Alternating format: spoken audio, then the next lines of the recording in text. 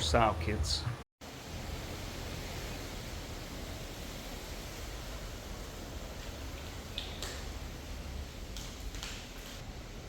It's Monday. Today's Monday, right? A lot sunnier, less clouds. We're gonna go try scuba. It was a little awkward when Preston and I did it the first time. We're all four gonna do it now, and we'll try to catch it on the GoPro and see how this turns out. Interesting little note here. Just put my shirt back on and I noticed all these little black dots. Yeah, those are from like 2 years ago when I laid this shirt over a tree in Grenada and ants attached themselves and would not let go. This thing's been washed 1,000,000 times. Those are ant heads. And I'm just gonna leave them there because it's a cool thing.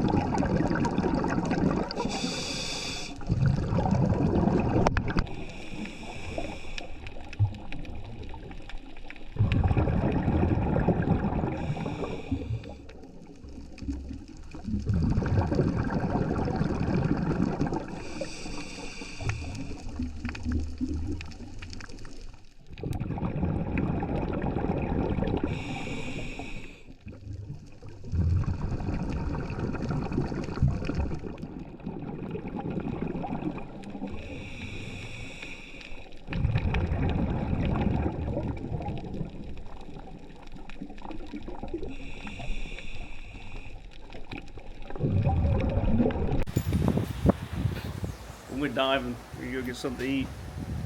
Strapped up with my Merce. I got this thing from Alpaca just to carry around camera stuff, but I'm really digging the whole idea of a man purse right now. I'm gonna start carrying it everywhere. I don't know where we're going. Did we decide where we're going? Let's go back to lounge room. Blue View. Guess we're going to Blue View.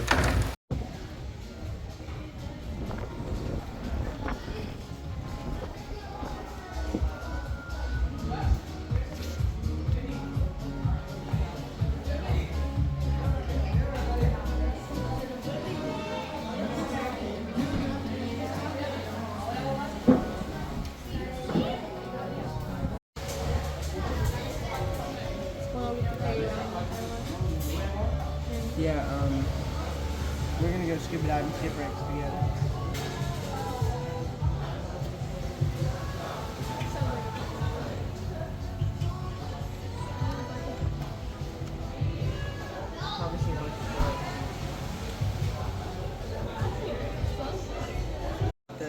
So they have tofu, shrimp too, but I don't know. but somebody has to get the iguana stew. What'd you get?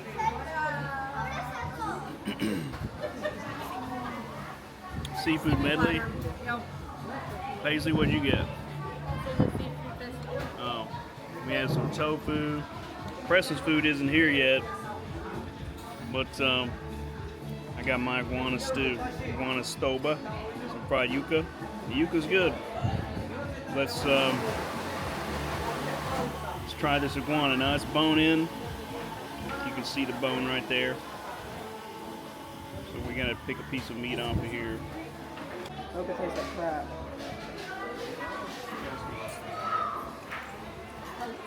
I mean, it basically just tastes like the spices that it's in. It's a very, very mild meat. Let's try another piece here just to make sure.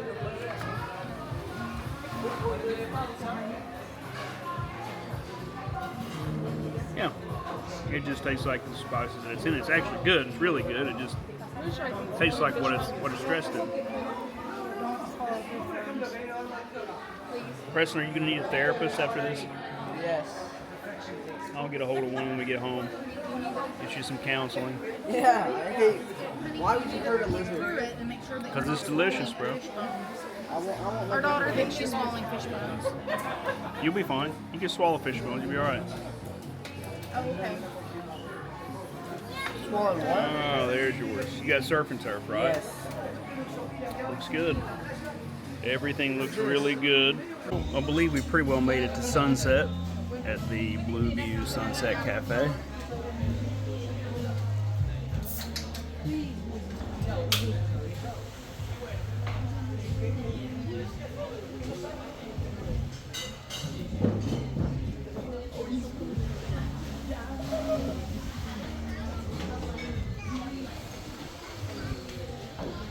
The Spanish called it the useless island because it really didn't have a ton of natural resources. It wasn't great for agriculture. One sort of maybe happy accident, you could say, was a citrus fruit they tried to grow. It was an orange. Spanish brought it here in like the 1500s, and they planted it. And like a lot of things, it just didn't turn out the way they expected because of the soil and the environment here. It naturally selected for a really bitter version of what is the Lahara right now. That's what they call it. I don't know what they called it back then. There's probably a name for it, but I don't know. So, it wasn't palatable. They did find out. It tastes really good when you put the rinds in some alcohol. And that led to a liqueur called Curaçao. Comes in a couple different versions, but you're probably familiar with the blue Curaçao. It's dyed blue, and it's in a lot of mixed drinks you're gonna have all over the world. All right, kids, we are in St. Christoffel Park. It's a national park here, and we're gonna do a little bit of hiking. There are a few different trails here. Some that are lower elevation. Kind of hike you around the park. We are going to go to the base of the mountain and try to hike it. I had to read and sign this form like, take breaks, drink water, don't fall off a cliff. It's hot out here and you'll probably die. But I think the elevation here is less than 400 meters. I've been to elevations exceeding 14,000 feet. I climbed Mount Elbert. So I think I can handle this, but I'm probably setting myself up for disaster by saying that. It was $15 US to get a ticket here, which is going to give you access to all the trails. They have a little museum back there that I didn't go through yet. Maybe we'll do that when I get back.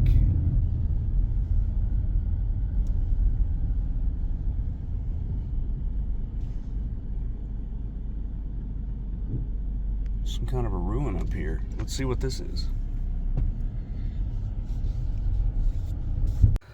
So this is a little side trail here.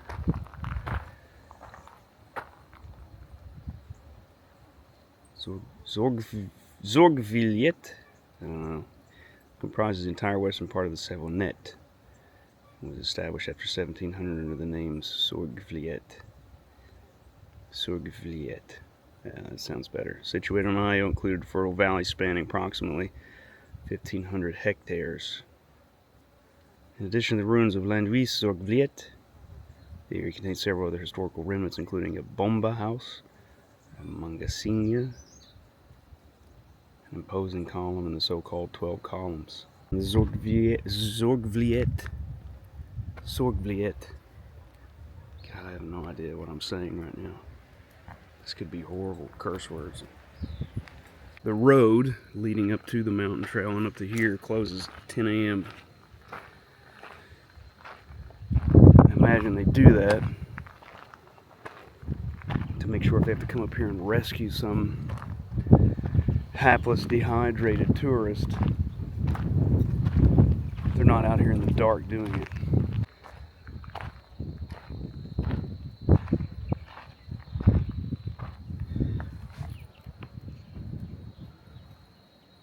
Real cool view. So we can see out to the ocean there.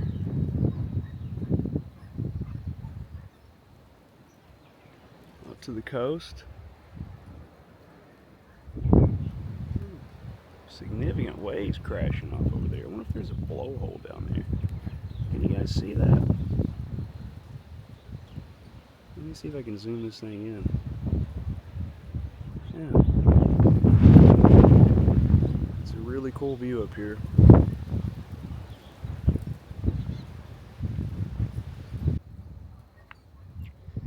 I'm gonna assume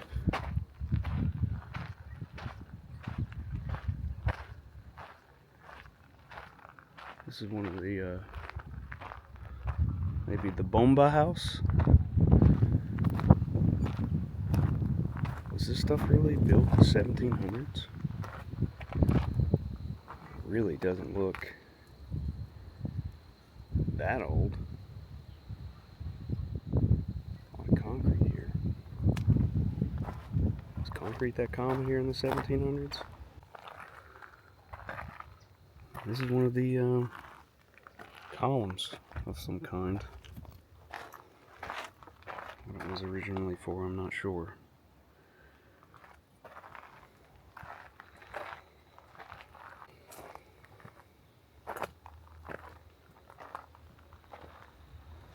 It's like another old structure up here. I mean, maybe access was different back then, but I mean, you saw the road we came up on. And probably a lot of work to get supplies and stuff up here. Start building this, of course.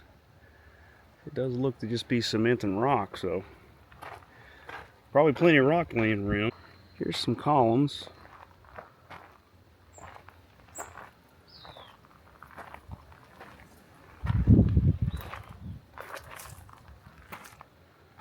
I don't know if the trail continues that way. There's some more over here, one there. So we got 4 columns there. Not entirely sure what that was for. You do have a plinth, you know, a wider base. So they were probably holding up the roof of some structure, would be my guess. Oh, there's another one that's collapsed. 2 more back there. So yeah, these are probably holding up a roof of some kind. There's another one in ruins. Can you guys hear that buzz?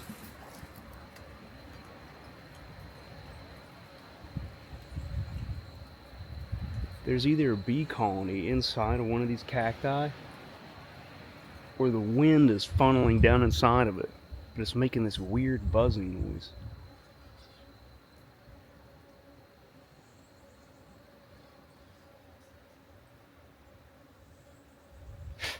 Huh. It's just bugs, and I'm being eaten by them. Alright, side quest complete, or semi-complete, I guess. Now there's a peak over there. I wonder if that's where we're going. I don't think it is. That'd be cool if we were. So we're gonna continue on this treacherous little road here. We'll do a little bit more research so I can fill you in a little better on what in the world was going on there. Zigblied. They're suspected to be a plantation house. A smaller one, there's not a ton of records on it. Ultimately, it was kind of absorbed into the Serenette, I think was the main plantation that they preserved there as part of their museum. So yeah, that's what Zigblied was. This was a really weird thing. According to their museum, I don't know if this is an actual reflection of the popular opinion here, but they didn't seem real hateful about their captors, about their slave owners in the museum's literature. I guess things were bad here for everybody because there wasn't a ton of agriculture. And somehow the masters, had to be better to their slaves because they were all struggling and they didn't want to starve to death. That makes them a little better? I don't know. But that's what, that's how I interpreted it. Then, eventually after emancipation, a lot of slaves and their descendants stayed on that plantation, actually ended up with pieces of the land. So I guess I could understand the legacy maybe a little better, but it was kind of weird to read that. I don't know, you should get on there and check it out yourself. This is sketchy.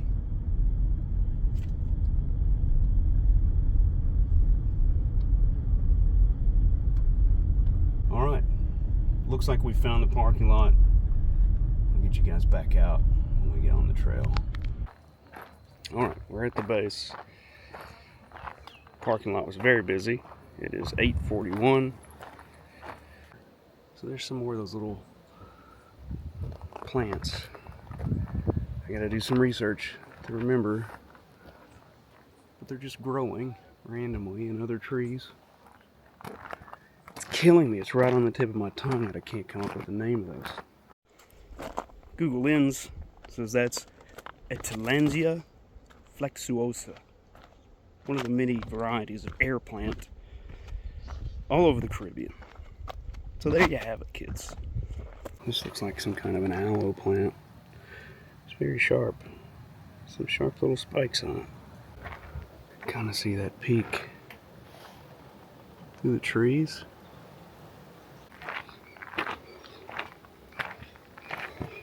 Alright, I'm sweating like a pig. It certainly does remind me of some times on the trails. The Red River Gorge. It's rather apt that I'm repping Miguel's right now.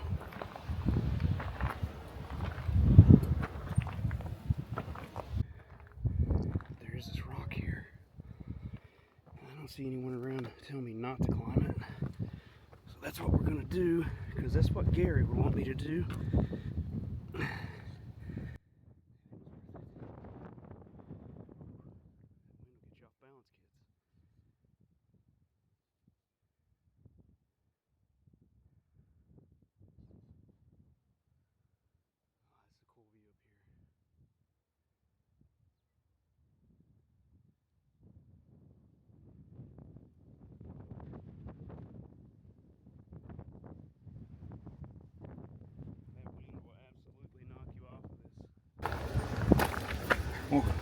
Bom dia.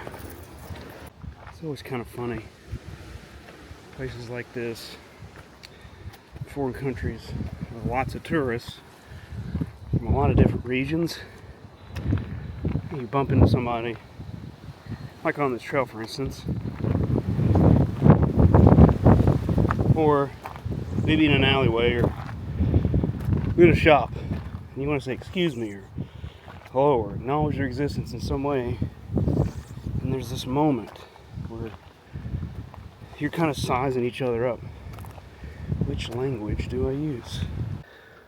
I am officially roasting. I'm gonna put my water bottle up, take a break here.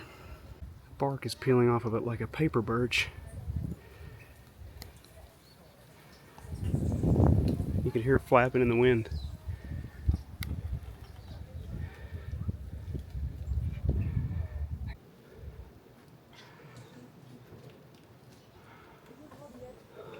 It looks worse on camera than it actually is.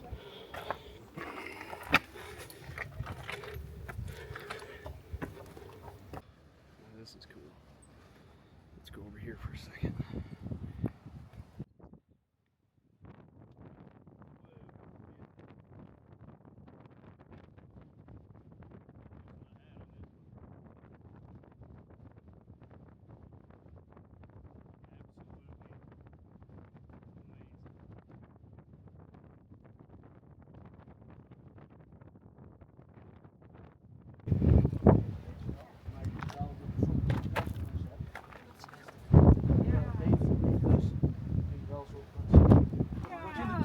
Leer van je fouten en maak de toekomst beter. Mooie betekenis. Ja. This space on me. Ja, denk ik. Hé, met je sigaret. Dan maak je straks heel veel uit, hè? Je mag het eigenlijk niet doen. Allemaal sigaretten liggen daar aan, Oh man, kids. So, we're at the top. It's 9:50. So, an hour and 10 minutes, hour and 9 minutes, roughly. It isn't the hike itself. Not that much exertion, not that much distance. It's the heat and the sun. You need to make sure you're ready for that.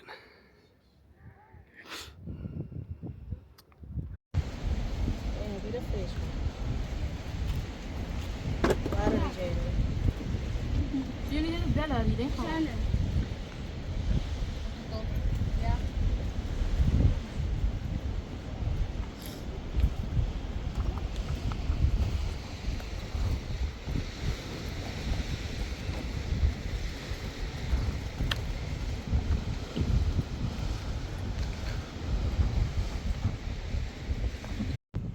All right, kids, we survived it. Air conditioning. I rolled my eyes a little bit about that waiver and all these warnings, but as is usual, my cynicism was not totally well-founded. That was hot, really hot. I drank the full 2 liters of water that they recommended. Probably would have drank more. I highly recommend you get here as early as possible. The whole 10 a.m. cutoff makes perfect sense. Even if you're in fairly good shape, this is rough. But it's totally doable. Anybody could do it. You just got to give yourself enough time.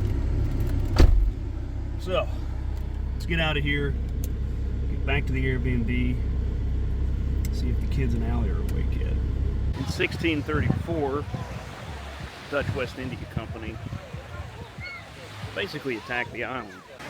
There were like 30 Spaniards left on the place, so they immediately conceded, said, bro, guys, we give up. And from that point on, the Dutch West India Company made it into a major slave trade hub.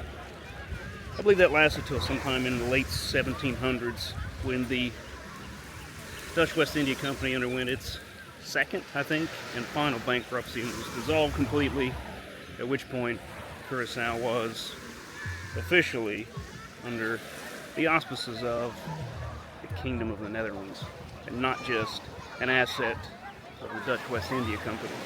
All right, kids, we are at Grote. Knip. We're gonna walk down to the beach here. It's a very busy place. Parking's a little tight, but we got lucky and got real close. Depending on the time of day you come, you can expect that you're gonna walk a little bit to get here. As always here, scenery's awesome. Got a nice little food truck here with some pistachio and burgers, chicken, all kinds of different stuff here.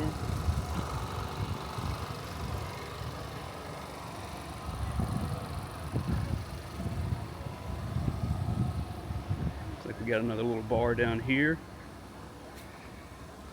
spectacular view. The water is so blue. Another food truck over there. Oh, some smoothies over there.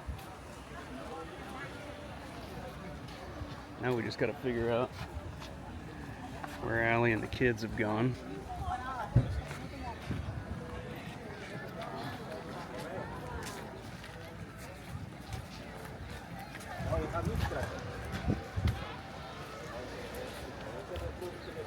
See if I can see them.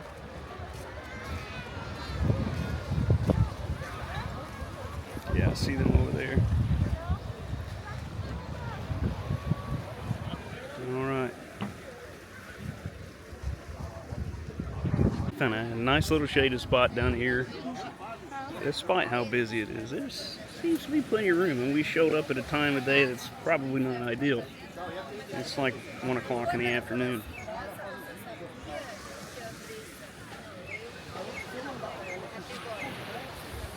Grote, Knip.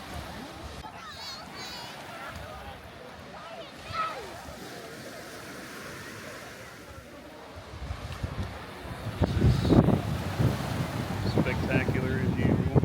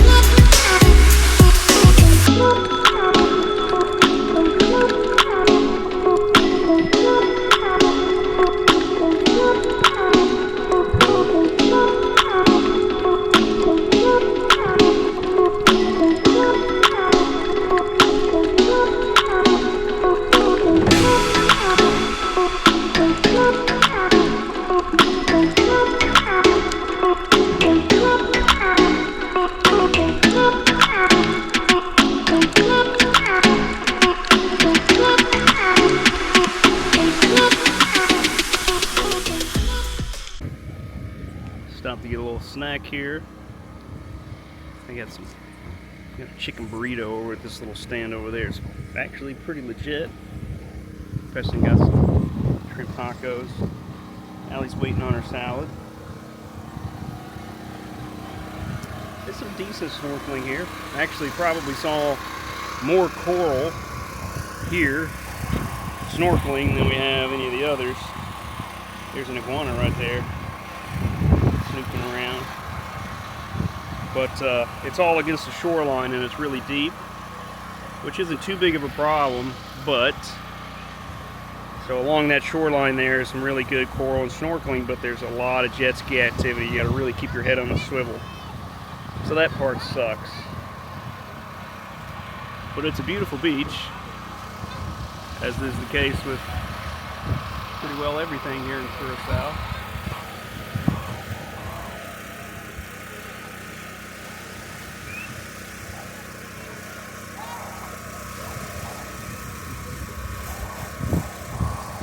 We are at Restaurant Discover Lagun, right next to Playa Lagun.